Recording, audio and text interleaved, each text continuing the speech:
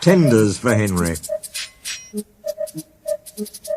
I'm not happy, complained Gordon.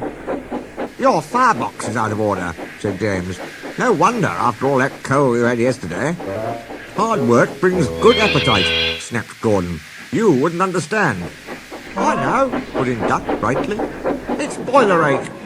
I warned you about that standpipe on the other railway, but you drank gallons. It's not boiler ache, protested Gordon. Of course it is, said Henry. That water's bad. It furs up your tubes.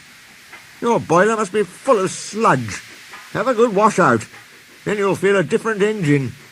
Don't be vulgar, said Gordon huffily.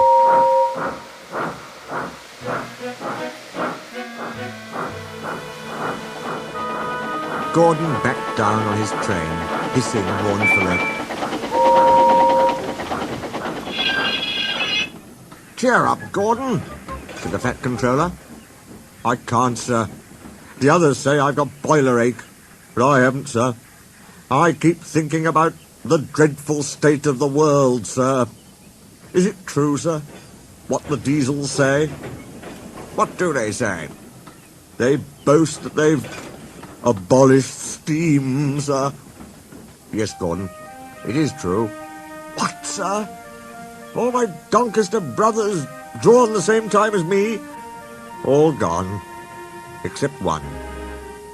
The guard's whistle blew, and Gordon puffed sadly away.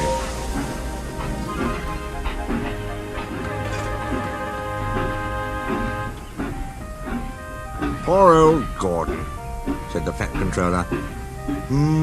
If only we could. Yes, I'll ask his owner at once. He hurried away.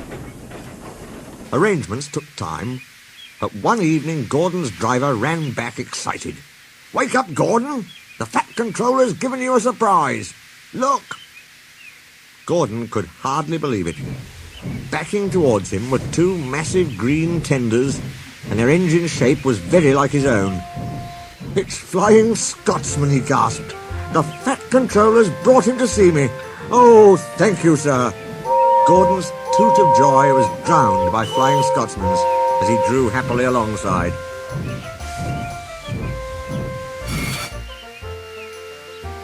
Next day, the two engines were photographed side by side. You've changed a lot, smiled Flying Scotsman. I had a rebuild at Crewe. They didn't do a proper Doncaster job, of course, but it serves.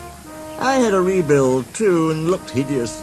But my owner said I was an extra special engine and made them give me back my proper shape. Is that why you have two tenders, being special? No, you'd hardly believe it, Gordon, but over there, there's hardly any coal and water. But surely, every proper railway... Exactly.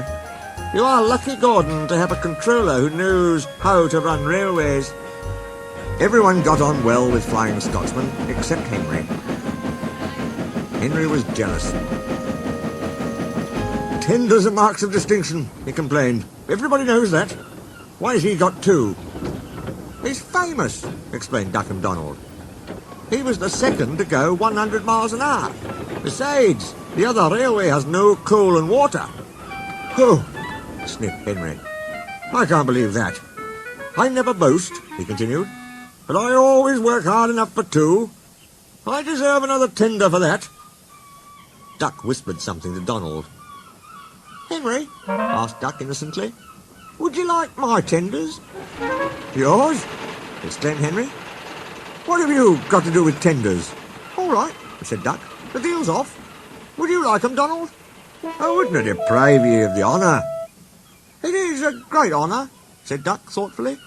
But I'm only a tank engine, so I don't really understand tenders. Perhaps James might... sorry I was rude, said Henry hastily. How many tenders have you, and when could I have them? 6. And you can have them this evening. 6 lovely tenders, chortled Henry. What a splendid sight I'll be. That'll show the others the sort of engine I am. Henry was excited. Do you think it'll be all right? He asked for the umpteenth time. Of course, said Duck. Just go where I told you, and they'll be ready. Meanwhile, word had gone round, and the others waited where they could get a good view. Henry was cheered to the echo when he came, but he wasn't a splendid sight. He had 6 tenders, true, but they were very old and very dirty. All were filled with boiler sludge. "Had a good wash out, Henry?" called a voice. "That's right. You feel a different engine now." Henry wasn't sure, but he thought the voice was Gordon's.